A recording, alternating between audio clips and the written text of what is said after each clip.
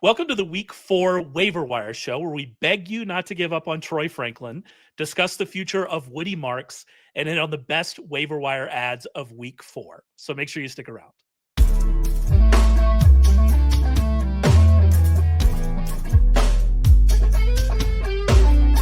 What is up, everybody? This is the Sharp Angles podcast, the Tuesday edition, the waiver wire edition of the Sharp Angles podcast. And just like last week, we are excited to be joined by the founder of FAABLab, a wonderful tool that you should go check out. FAABLab.app, I believe it is. I could be corrected if that's wrong, but he is Freeman Smith, and we're excited for him to be back. How you doing, Freeman? Yeah, I'm doing well. Thanks for having me back. Excited to be here for a bigger FAAB week. This could end up being one of the big waiver weeks of the year, I think.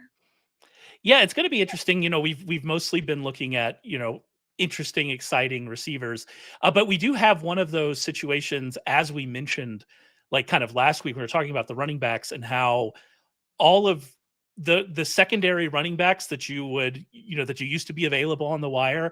And so when a lead running back would go out and get hurt, you would say, all right, well, we're just going to go pick up this guy. But I mean, Skateboo is rostered in, I think, 80% of ESPN leagues. So obviously that's not happening. We'll talk about Benson here in a second. We'll talk about some of the fallout from, CeeDee Lamb. And so there are some names to discuss, but it is even like, Benson is not out there in a lot of competitive leagues. He's definitely one of those not in my league kind of guys. If you're writing about fantasy football and you're writing about waivers, right? You're just going to get a ton of, if you put Benson in there, you're going to get a ton of comments of Benson was drafted at every league. What are y'all talking about? He is available in 45% of ESPN's leagues. We will talk about him a little bit here at the top, but it is interesting that we got these injuries this week that normally lead to a bigger waiver wire week, but some of the guys that you would really spend on just aren't out there because of the way that benches are built these days.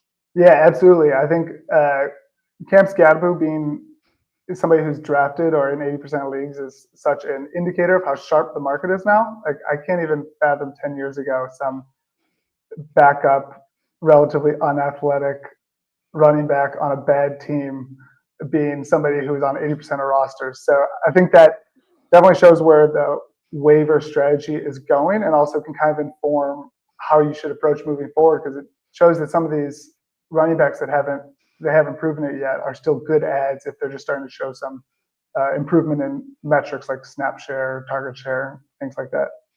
Yeah, we're going to talk about one of those guys here in just a second. And the other part of it is just, again, that idea of who am I putting on my bench, right? Because Kareem Hunt is out there in a lot of leagues. You really want to chase that kind of 3-person timeshare almost in Kansas City. Justice Hill is out there in a lot. Justice Hill is going to get more touches than someone like DJ Giddens, right? But would you rather have Justice Hill or DJ Giddens on your fantasy football bench, right? The answer to me is pretty clear. I'd rather Giddens, because even if something happens to Derrick Henry, we're going to expect to see, somebody else step in there, Keaton Mitchell, we would hope, but like, you're not going to see Justice Hill come in. And so it's, again, one of these conversations about strategy, like who should I actually be spending these bench slots on? If you need someone to start this week, that's a completely different conversation. But if we're talking about who should be on my bench, Benson is the answer to that question. And unfortunately, because we love James Conner, we certainly didn't want to see him injured. But unfortunately, that's the situation we find ourselves in now,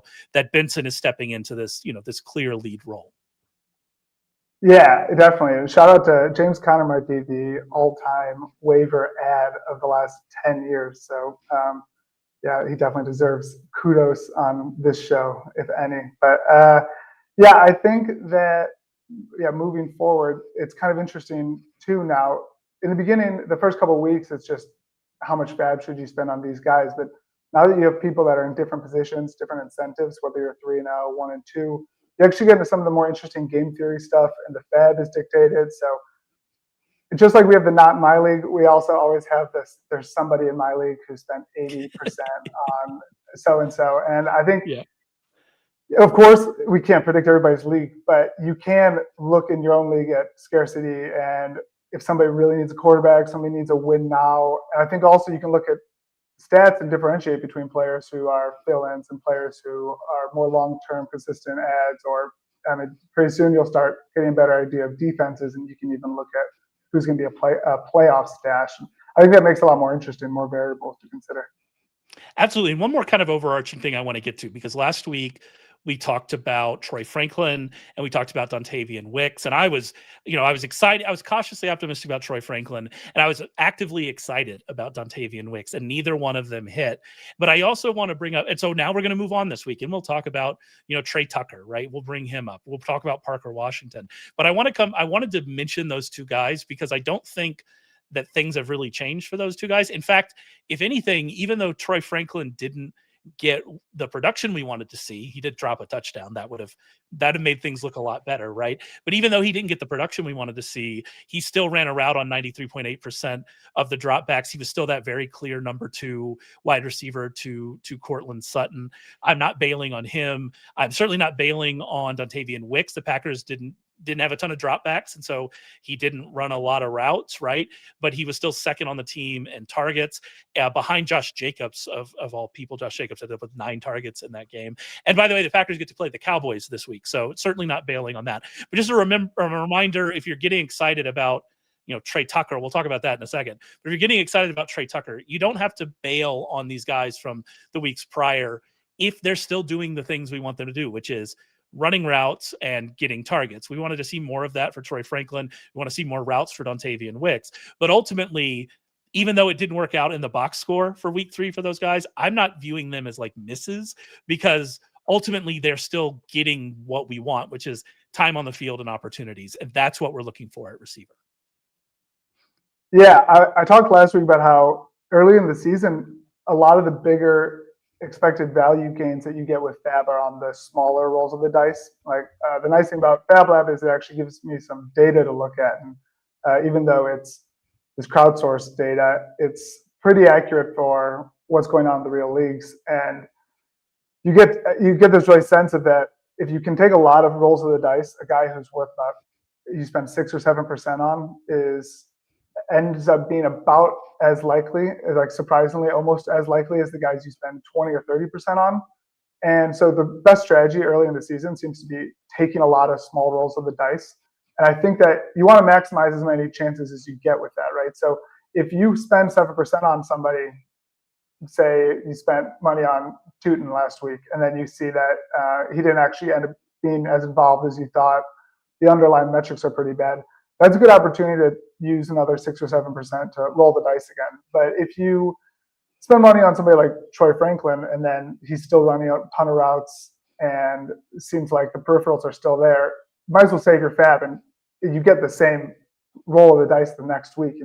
Bailing on these guys too early when the peripherals are there is just sort of wasting that money. I think when you look to it like a Dontavian Wicks type, I don't think the Packers are very happy about how this game against the Browns went. So yeah, he might not have ran as many routes as like a Romeo Doubs, but that might change. I think you have to look at, people always look at these things like, oh, he's not getting as many targets, not getting as many routes, but these coaches, especially the better ones like the floor, usually are pretty dynamic, and if something's not working, they're going to change it. So Jordan Love had like just over, it was like 1.5 air yards last week, which is one of the lowest of his career.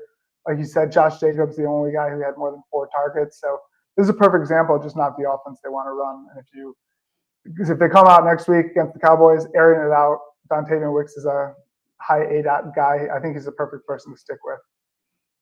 Yeah, as it turns out, if you want to turn your passing game around, playing the Cowboys, it seems like that's the way to do it. All right, let's get on and talk about some of the guys for this week. Before we do that, though, I do want to mention we're running actually a great deal over at the website.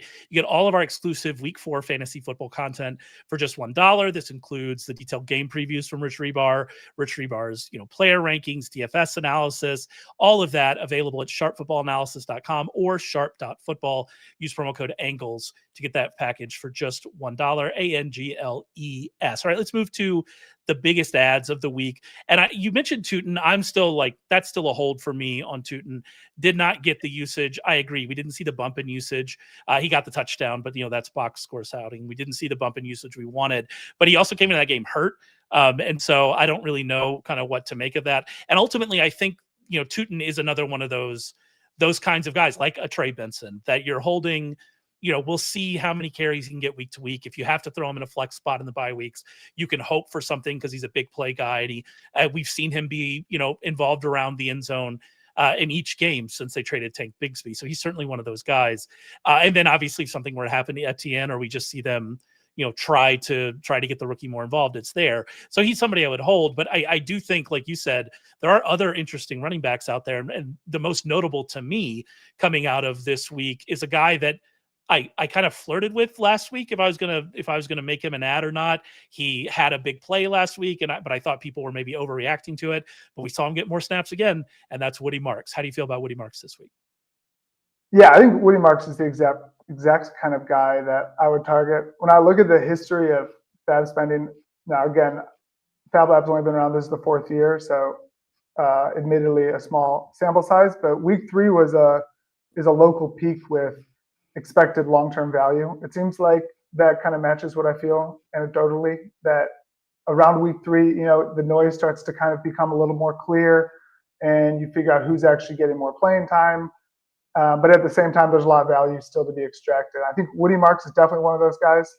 To compare, last year week 3 was the best year of FAAB spending, and one of the top guys was Bucky Irving. I think he could be a really similar person in this role. What's most surprising me is that Nick Chubb's still getting targets, and I think that that's easily the quickest place that Woody Marks could carve out a bigger role. He's already getting a bigger role in the run game. He was about 50% snap share this week, and he just definitely looks more explosive. Wasn't the most athletic guy coming out, but I think sometimes that stuff can be a little distracting when you actually see him on the field. Like Cam Skateboo is a good example. He looked awesome, even though he's a slow 40 guy. I think Woody Marks just is in the perfect situation for embracing the variance of the Texans don't look good. Their run game looks atrocious. So they're definitely looking to change something up. Nick Chubb doesn't look like he's himself. And one thing they might definitely need to do is start involving running backs in the passing game. If that O-line is as bad as it seems, obviously it can hurt the run game, but it can also lead to more short targets for receiving backs. And I think there's a good chance Woody Marks ends up being that guy. So just overall, I wouldn't say it's a guarantee that he becomes this great pick, but everything aligns perfectly for him to be a good return on value for your FAAB. And you need their offense to be better for it to hit. Like that's ultimately, he could certainly PPR scam his way to a few games if they're just, trailing and he ends up catching a lot of passes. But you need this offense to be better. But maybe getting Marks more involved is a pathway to doing that. We don't know. We'll have to see what happens. But the progression is just, it's clear where this is going. Marks had in week 1 had 7 snaps. In week 2, he had 13 snaps. This past week, he had 29. He had 3 touches in week 1, 4 touches in week 2, 7 this past week. We know where this is going. To your point, Chubb had 3.3 yards per touch this past week.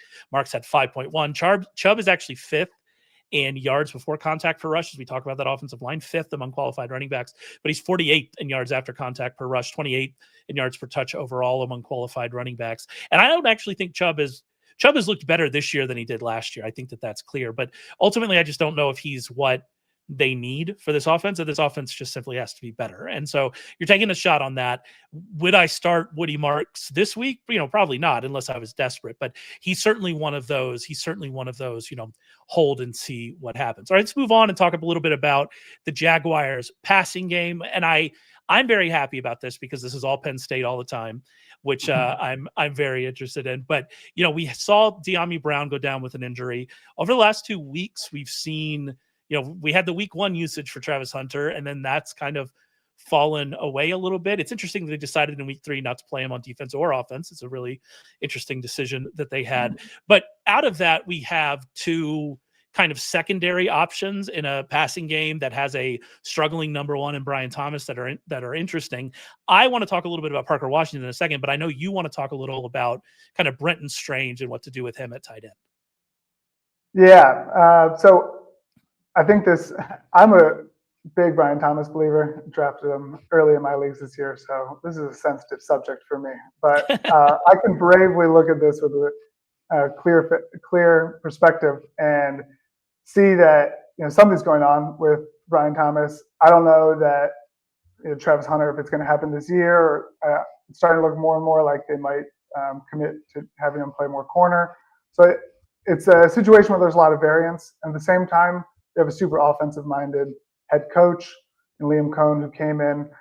But I think the reason I was more on Brenton Strange is because it seems like the only thing that's really working for them right now is this run game, and the run game's been crucial for them. And I think that Brenton Strange has been a huge part of that run game. And normally you don't want tight ends that are blocking tight ends, but he's also running routes, so he's sort of the perfect mix. He'll be on the field. You got to block to get the rock, and it seems like he is exceeding expectations in that PFF rated him as the 90 out of 100 for his run blocking score this week.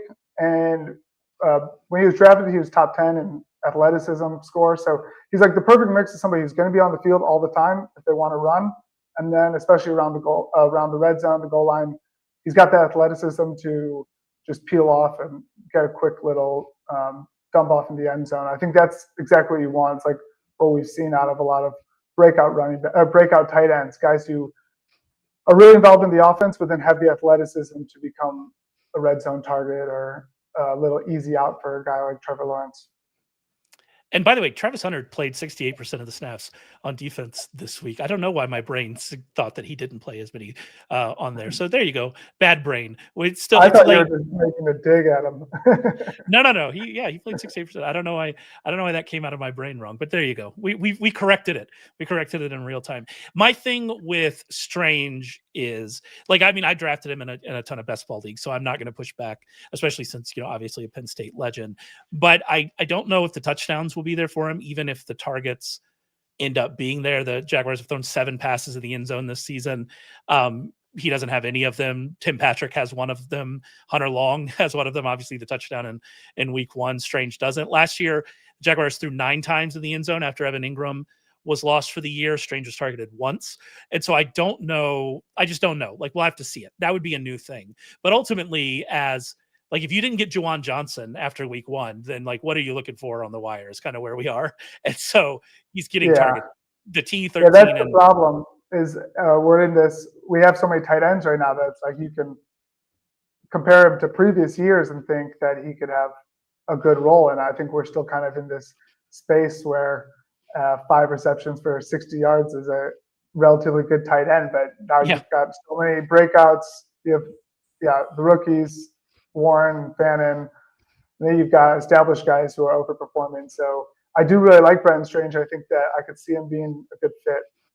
I saw last year, occasionally the Bucs would go to the tight end, and it seemed like it really worked for him. So I think Cohn likes that. But yeah, like you said, I think this is more a pickup for people that are missed the boat on some of the tight ends. But this is still, when you look at expected value, tight end is still the best ROI for FAAB early in the season. So it starts to kind of peak around here once the roles get established, but we're still firmly in that tight end value section of FAAB pickups.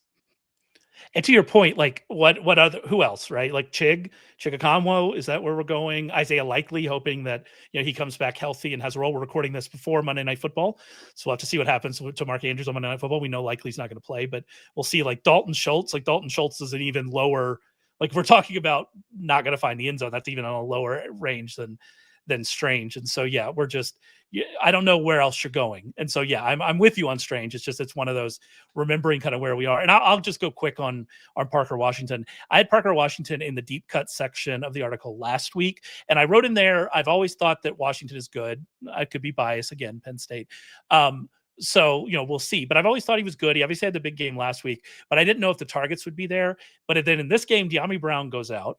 Travis Hunter's route rate didn't really spike at all. And instead it was Parker Washington getting those targets. He didn't do anything with them against the Texans. So that's, a problem.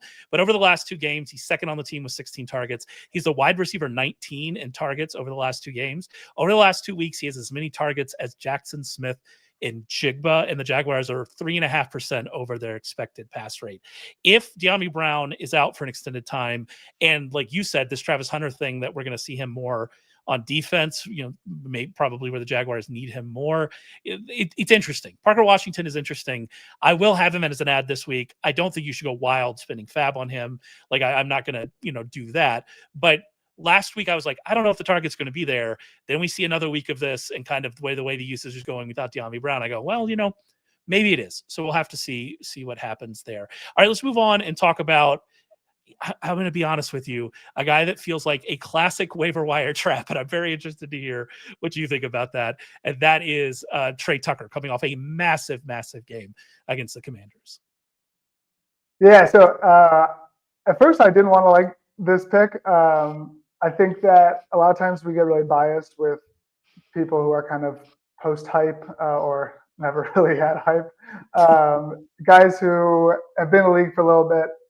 But I started looking back, and sometimes these FAAB picks work out.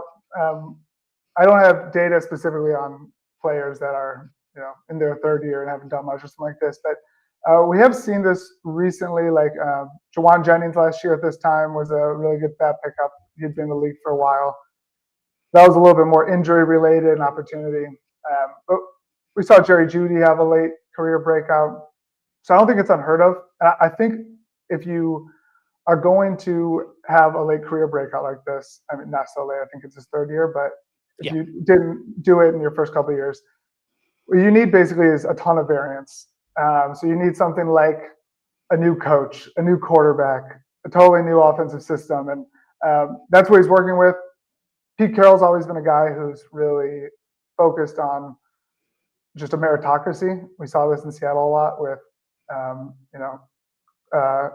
Chris Carson over Rashad Penny or Russell Wilson getting the job right after they paid Matt Flynn, I think. And a lot of those guys, Doug Baldwin, like they came in, and if they win the job, it's their job. Draft capital and past results seems to go away. So I think if there's one team, one coach who I could see this sticking with, it might be Pete Carroll. And that Geno Smith is perfectly capable of supporting a guy like this.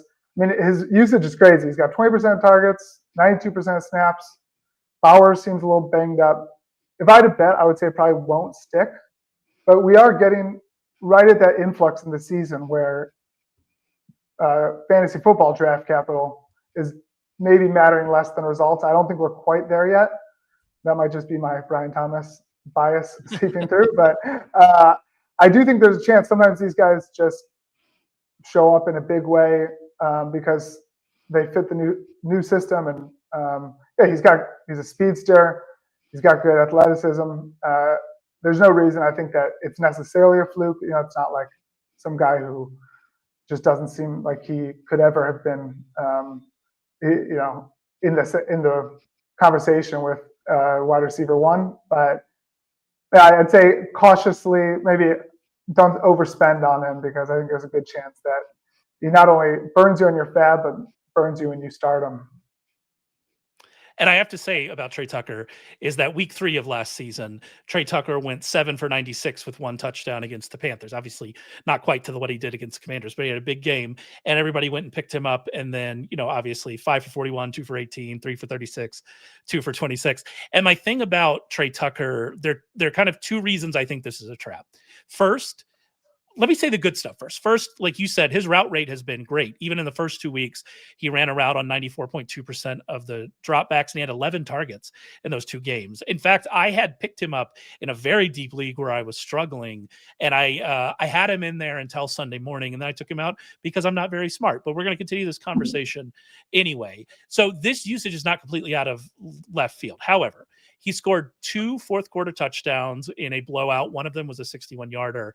And I think that this is the more important part for me. He's been targeted on 13.8% of his routes in his career. Even last week, even with that big game in week 3, this season he's been targeted on 17.5% of his routes, which is wide receiver 53. They have Jacoby Myers on that team, who we know is a target earner. You mentioned Brock Bowers is a little bit hurt, but we know Brock Bowers is a target earner. Ultimately, I still think he's number 3 in targets on this team, and maybe that results in some big plays and some big games, but I think it's going to be very up and down. Now, could that change? Sure. And he, like I said, has been running the routes. And so ultimately, there is reason to get excited, but I do think he will go for more than I'm interested in spending in FAAB this week. like, because I think he's more like a 5 or 6%. Let's see what happens. And I bet he probably goes for more than that. And ultimately, that feels like a fantasy football waiver wire trap that we've seen a lot of times before. And so ultimately, I'm going to be passing. If he ends up being, 10, 12%, I'll put in bids for 5 or 6%. If it ends up being, 10 to 15%, maybe more because of that big game, I'm just not going to get him. And if I'm wrong, it's going to be what it's going to be. Yeah, they also have 2 rookies waiting, and I could see that being a post-buy rookie bump situation where he ends up losing some of his snap share. But he'd have to be pretty productive, I think, to hang on the whole season. So I definitely would be more in your camp. But I think he's a wide receiver 3. So, I mean, this could easily pay off as well if you get him for a couple percent. Yeah, that's kind of the thing, right? Like, you're just taking, like you said, just roll the dice, right? Roll the dice and see what happens. All right, let's move on and talk about a few deeper cut guys. Although I don't know, I mean, Tre Tucker was already down in that list as well, but obviously coming off the big game. Before we do that, I do want to remind you, if you're listening to this as a podcast, we appreciate it. Subscribe. Watching this on YouTube, we appreciate it. Subscribe. If you're doing one of those things and want to go subscribe on the other service, we appreciate all of that. So make sure you do all that, and we appreciate the support. Let's talk about a few deep cuts. And you mentioned last week we were talking about Alicayu Manor, who we were high on, and we said this is somebody you can go and get for less than what Troy Franklin will end up going for. You mentioned how taking those chances on those kind of other guys can sometimes work out. And I think KaVontae Turpin could be that version to Tre Tucker, right? On a much smaller level. CeeDee Lamb's going to be out for, maybe a month is what we're looking at least based on reports on Monday. Again, recording this Monday afternoon before Monday Night Football. So if new reports come out, we'll see. Obviously that CeeDee Lamb injury is going to be bigger for George Pickens and Jake Ferguson, who we saw Jake Ferguson get 14 targets in that game, which was wild. But I also think it's kind of quietly big for Turpin. He had never run more than 23 routes in a game before last week against the Bears. He ran 33 against the Bears. He ran a route on 70.2% of the dropbacks. It didn't hit for him, right? But he's a player who's been targeted on 21.7% of his career routes, averaged 8.5 yards per target. That target rate is inflated because he's gotten on the field a lot in like gadget plays and situations where the play was designed to go to him. It'd be foolish to expect maybe that level of target per route, as he's running more routes and playing more snaps. But I do think there could be something here for a team that we expect to throw the ball a lot because of both just the way they want to run their offense in general, and then also their defense is, maybe the worst in football. And so you put all that together, and I think Turpin is a guy I would rather target Turpin at what I think he's going to cost in terms of FAAB than Tucker based on what I think he's going to cost in terms of FAAB, even if I will probably have Tucker ranked higher once my article finally comes out on Tuesday morning. Yeah, I think this is a good example too of, you talked about this before, but how positional replacement is important. It's not always a 1-for-1. I don't think that because CD went down that George Pickens is going to start playing a lot out of the slot or really take over that CD role. I think he's going to stay where he is, which means a guy like Jalen Tolbert or Turpin's going to have to step up. And it'll probably be Tolbert at first. I think it seemed like he was running more routes, but it seems like Turpin is commanding a better targets per route run and might just be the better wide receiver. And yeah, in general, I think that this Cowboys team is going to just, especially if you need something in the short term, this Cowboys team is going to be complete fantasy goldmine like the Bengals of last year or something, where they're constantly passing the ball. They already were so pass heavy. Their defense is atrocious and easily could support 2 pass catchers, even 3.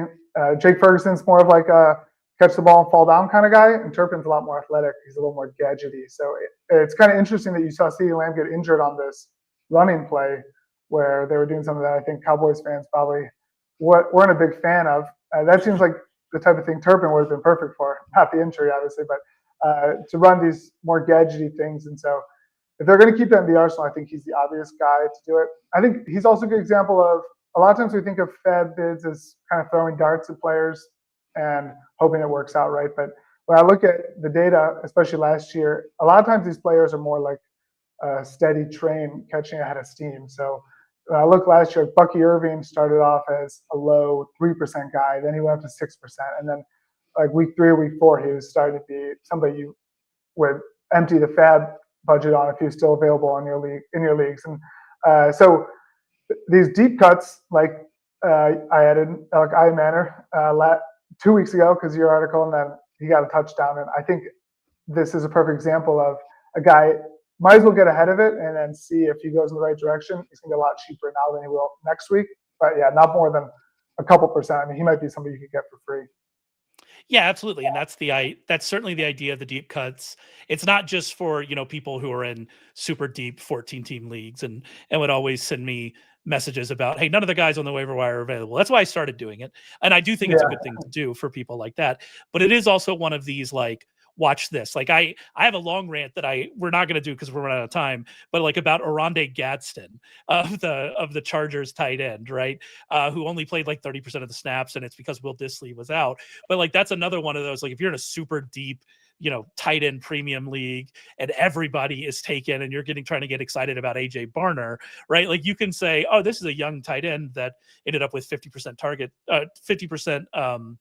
target rate per route, and go, maybe something happens here. So like you're looking for those kinds of guys. And like you said, can we get them for cheap, close to free? Because again, like you keep mentioning, if you get somebody for free, then you could just keep rotating the back of that roster, keep taking these shots. And maybe you end up with Ayu Manor, who was on a bench for me in a team that I definitely should have had him started this week. And I'm probably going to have him starting, moving forward. And so that's kind of where we are. But that's it for us. We got to get out of here, but I do want to make mention, head over to FAABLab.